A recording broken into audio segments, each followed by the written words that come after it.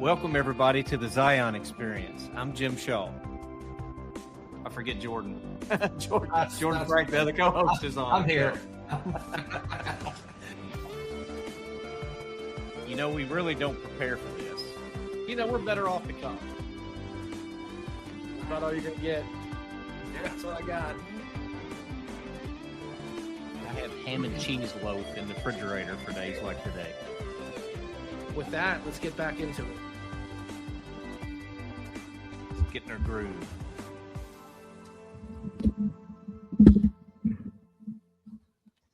Well, hello and welcome to another episode of the Zion Experience, or TZE as we call it. So I don't have my normal co-host here, but I do have Amelia, who is going to join us. And I'm not going to butcher her last name because after 2 years, I still can't say it probably right. So Amelia's with us. Amelia is part of our marketing and BD team, and she also helps us with all things on the podcast and does a fantastic job. So we're going to be looking at a little different type of episode today. This episode is going to be the mid-year industry check-in. So we're going to go through just some questions that Amelia's got for me, and we're going to go back and forth and just kind of talk about how we've seen 2026. It's hard to believe we're halfway through the year.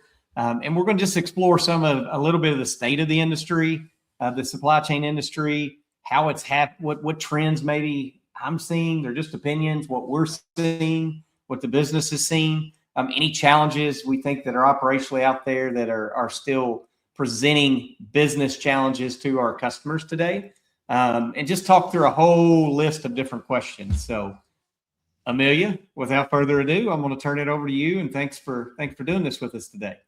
Yeah, thanks for that intro, Jim. It's definitely a little weird being on this side of the camera rather than behind the scenes, but I'm excited about it. I'm excited about this topic. I think it'll be really interesting.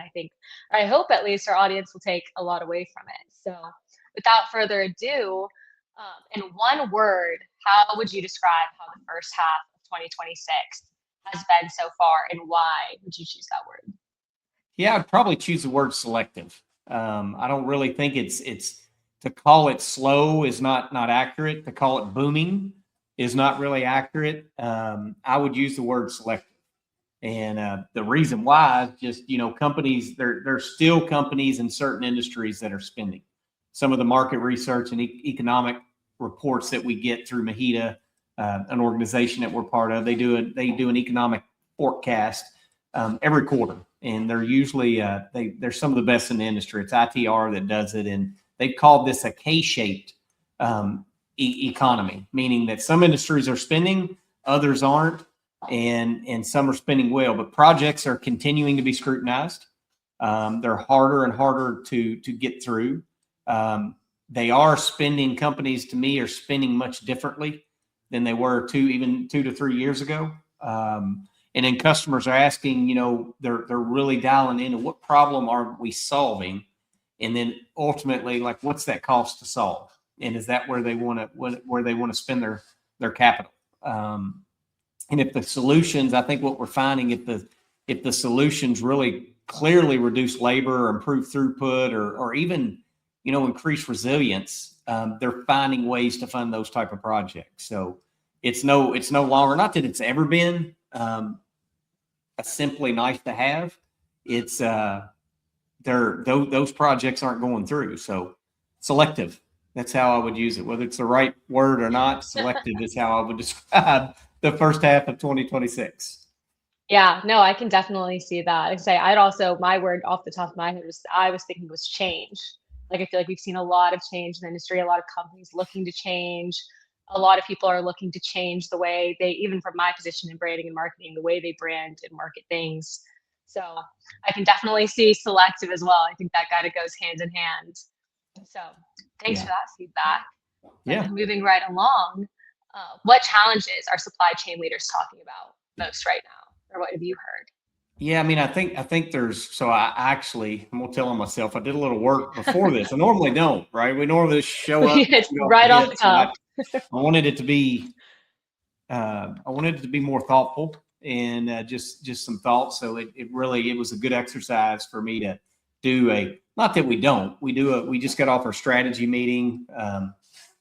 Zion has had a fantastic bookings first half of the year. We're happy for that. But I wanted to just really see, what are we seeing our customers tell us?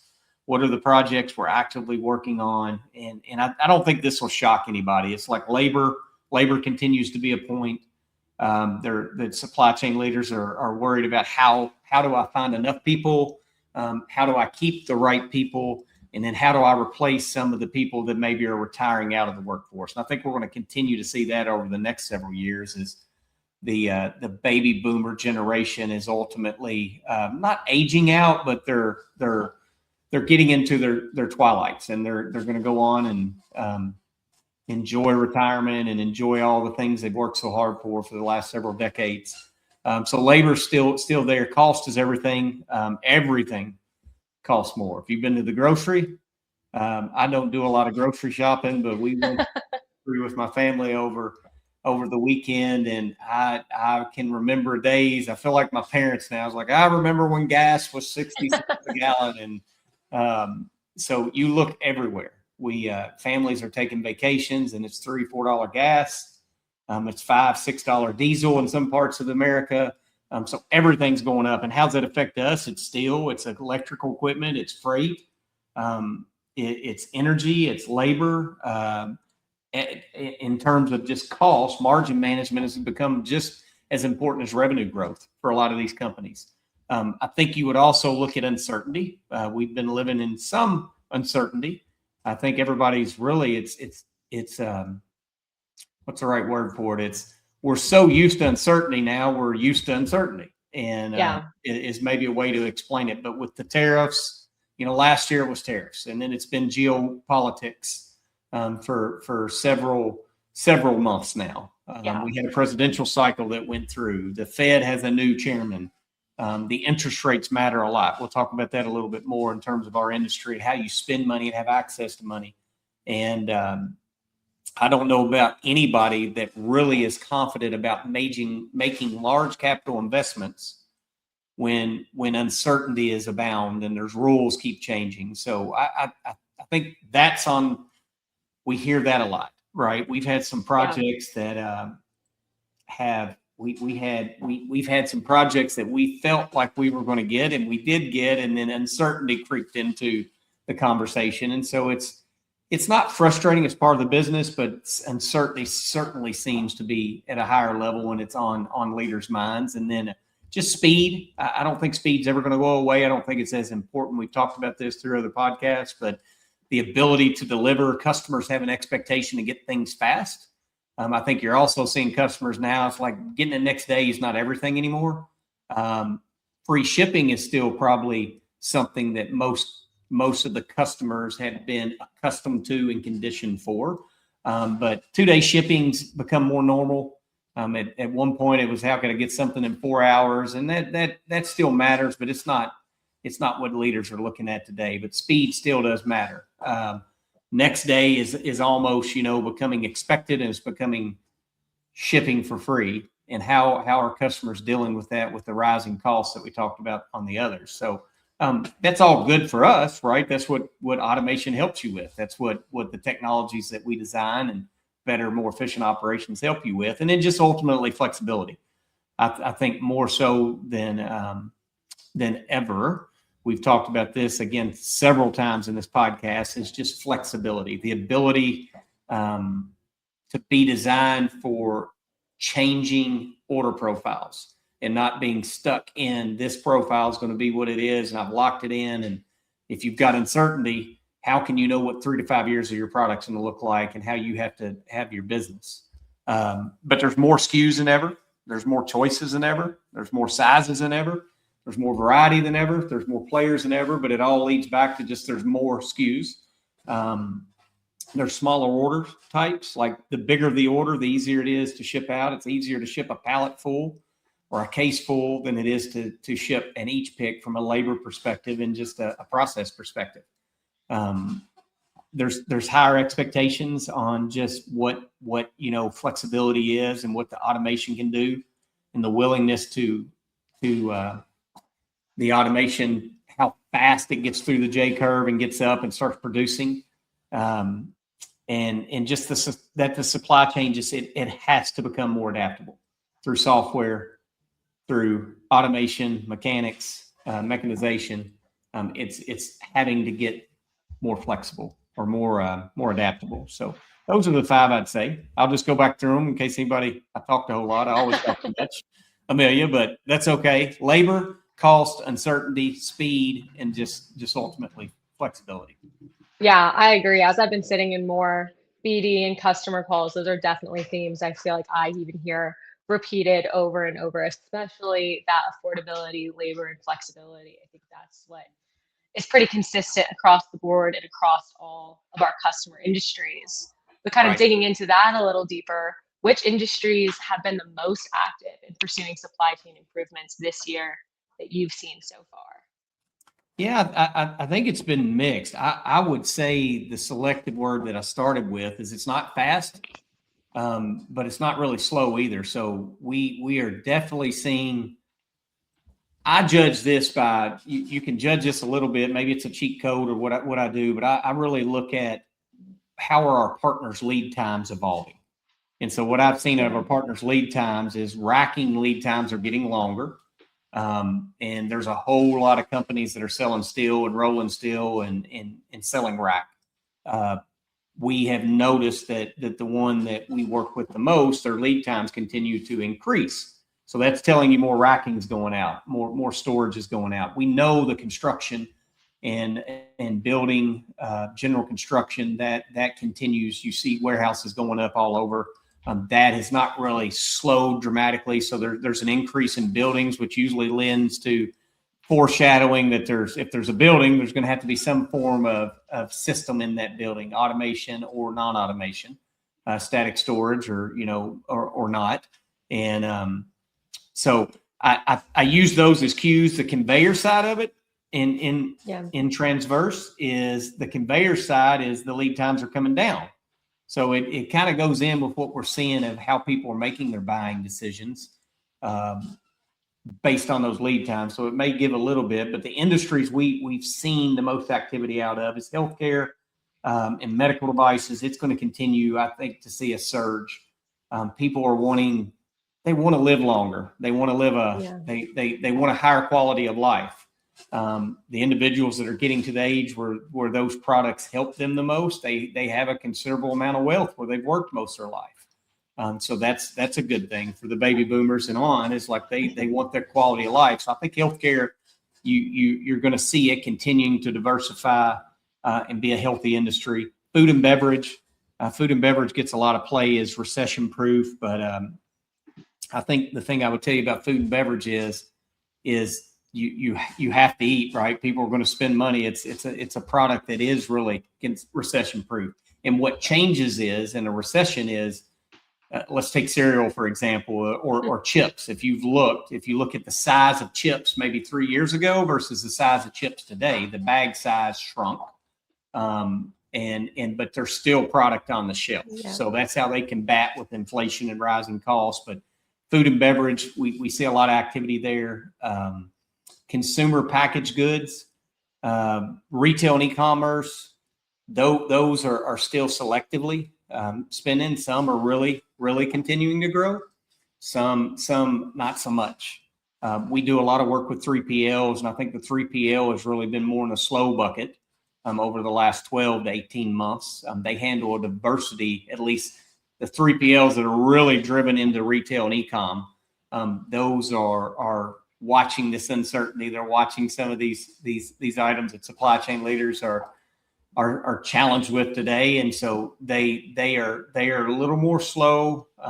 They're making do with what they've got. They're making internal improvements, but not as active as we've seen them in the past. Certainly not as active as they were 3 to 5 years ago. And then another field that we see is aerospace and defense. The defense spending is continuing to show growth, and it's really similar to healthcare to us. They have the same level of attention to detail that's needed, same level of design, and just it's a little more rigid, a lot more rigid than it is in some of the retail and e-com space that we're in. But those are really what we're seeing growth in. Yeah. I'm saying I would agree just based on kind of my experience recently kind of walking into that more sales space and seeing what people, and even honestly just my generation and what I'm seeing marketed towards me. Like the wellness industry is kind of booming right now because people do want to live longer, and those products are kind of flying off the shelves a little bit faster than they probably were 5 to 3 years ago. Right. Right. So you maybe, and you kind of touched on my next question a little bit already when you were talking about lead times for steel and conveyors, but have you felt like there are any shifts in the types of automation companies are asking about compared to 2025 or 2024? Yeah, I think so absolutely. Probably I would go back even a couple, let's go back 3 years, 4 years, 5 years ago, right? The Yeah. post-COVID and what companies were investing in, and my word would be absolutely on that. It's a lot of times you would have companies come to you as, what robot or automation do I need to buy, right? Or they had a predetermined, they had seen a form of automation and they wanted it. They had heard about it, it had been marketed well, their competitors were investing in it, and so they came in wanting automation, leading with automation. I think more of our customers are coming to the table today is they're really starting with how are they solving the business problem in front of them, and trying to solve it with that labor, that cost, the uncertainty, the flexibility, the different factors that we talked about earlier. Yeah. I forget my fifth one. What was my fifth one? Speed. And the speed. Mm-hmm. How are they solving that business problem? And what's the right technology or technologies that do it? And I think it's a shift. It's a pretty big shift in how customers are solving problems, and not that the business and the environment's changed underneath our feet, but it's certainly evolved over the last 3 to 5 years for companies like Zion and other companies like us, how we best meet our customers where their problems are and help them solve it. Which I feel like we're pretty well. One of our brand promises is intelligent change. So we never were about pushing a product and selling the most of a specific product. We were always about what's the right change for what's the right problem, and how do we deliver that with a memorable experience with the team that we have around us. So customers ultimately, look, I think they're looking for faster return on their investments. They're looking for smaller implementations, more phased approach implementations, instead of I'm planning today for what I'm going to do in 18 months. Sometimes they still can if they've got a really strong strategy, or they've got a product, or they are an end brand that knows exactly what they want to do and how they're growing into the next decade in the market that they're trying to capture. But smaller phased implementations. Software continues to be at the forefront of just how they got visibility in the software. AI is being driven in, where AI is applicable. I think we had a question, whether we get to it or not, is like, how much is AI hype versus real? AI is very much finding its way into operations. Probably not at the level that everybody's seeing it at, but what I do see, and I went back to other in the industries, is we're seeing a whole lot of these data centers that are popping up, that's driving a lot of need for storage and racking, et cetera. So there's some really big companies. There's a whole infrastructure and supply chain that feeds what is AI and the software as you see it. So they're all the components that go into it, the servers that host it, the space that's needed, all the componentry that goes in. And you can look in the stock market the last 6 months and see which companies have really just taken off, and you'll notice which companies are very tied in, but the growth's been driven through AI. But we are seeing it come into the systems that were designed, where they make sense. And then it's really labor, I'm going to use the word augmentation versus labor replacement. So it's, where do you complement the labor that you have? It's never really been about how do you replace it. I think a lot of companies talk about that, and we still truly feel that way. It's the automation and robotics and innovation and technologies that we're selling is really their augmentation to the labor you have. Put people in a place to where they can do the things that people do best, and put the robots in place and automation in place that you're eliminating the walking, you're eliminating, decision making that's unnecessary, and let it complement your labor versus replace it. So I think it's really coming, Amelia. It's really less about buying equipment and it's more about designing a better operation. So Yeah, I would completely agree. I feel like even just in articles I've read and things I've been looking to a lot of people are now asking why. Like I yeah, think it's definitely been a strategic shift of yeah, automation, not technologically driven, but just why do we need this? How is this going to advance us? In which way? So I would agree completely. And then obviously, as you mentioned, like AI data centers, like they're all over the headlines. It's all anyone's talking about nowadays. So definitely a big point of entry there for the companies that got in and got in early. right, right. Yeah, good points. So, well, wrapping up the episode, that was a really fast 20 minutes. You guys always say Yeah, it once we get once we start doing the 40-minute ones, but yeah, that the 20 minutes flew by. So I'll just yeah, fit in one more question really quick. sure. But looking ahead to the rest of 2026, maybe even leading some into 2027, where do you see the biggest opportunities for both the supply chain industry and even Zion going into the second half of the year? Yeah, I think we're entering an interesting phase of where the business is. I don't think the people that, if you want to call them winners, won't be the companies that have the most automated or the biggest robots. I think there'll be companies that, back to the point earlier, is that solve the biggest problems. Not the biggest, but the biggest business problems, and that really solve it right and have that flexibility, and they solve for the five things we talked about, right? I think that's going to be the biggest opportunity for the industry and for companies like Zion. How do we assist our customers doing that? So, if I focused on Zion, where do we see opportunities for us the most? Is I think we're still seeing a lot of opportunities in advisory. Customers don't just need equipment; they want guidance. They want a partner to walk beside them. They want to make the right investment, and they want it to become even you. They want that investment to be more than just a system, right? They want that investment into a partner that's going to walk alongside them and be there as a trusted advisor to them. So we're seeing work in that. We've leaned into that. We've got a complimentary service of advisory consulting that we go out and we spend a lot of time with our customers. Even when we're working through solutions, we're taking on more of an advisor role of here's what you need versus let me just put a design down and tell you how much it costs and how quickly we can get it installed. You're seeing, so I definitely see that, which walks in line. AI and automation is not going anywhere. I think it's only going to continue to speed up. I think it's going to be an exponential curve in terms of how it hits. Like we're already seeing it. If you go back 40 years from now and look at a warehouse to where we are today, and you look at where we're going to be in the next 4 years, I mean, it's going to be an exponential curve.